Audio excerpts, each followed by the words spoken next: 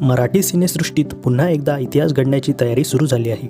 100 कोटींचा टप्पा सहज पार करणारा हा चित्रपट ठरणार का? नागराज मंजुळे यांच्या खाशाबाचा टीझर पाहिल्यानंतर प्रेक्षकांमध्ये प्रचंड उत्सुकता निर्माण झाली आहे. पण या चित्रपटात नेमकं असं काय खास आहे? चला जाणून घेऊया. सैराट, फॅन्ड्री यासारखे दमदार चित्रपट देणारे दिग्दर्शक नागराज मंजुळे आता घेऊन येत आहे खाशाबा. हा चित्रपट आहे भारताला ऑलिम्पिकमध्ये पहिले वैयक्तिक पदक मिळवून देणाऱ्या महाराष्ट्राचे सुपुत्र खाशाबा दादासाहेब जाधव यांच्या प्रेरणादायी जीवनावर आधारित.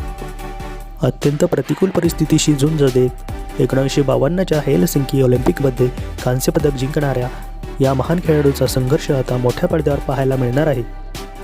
पारंपरिक कुस्तीचे भव्य दृश्य, अंगावर काटा आणणारे सिनेमॅटोग्राफी, भावनिक संघर्ष आणि दमदार बॅकग्राऊंड म्युझिक, टीझरची प्रत्येक फ्रेम हा चित्रपट मोठ्या प्रमाणावर तयार होत असल्याची साक्ष देते.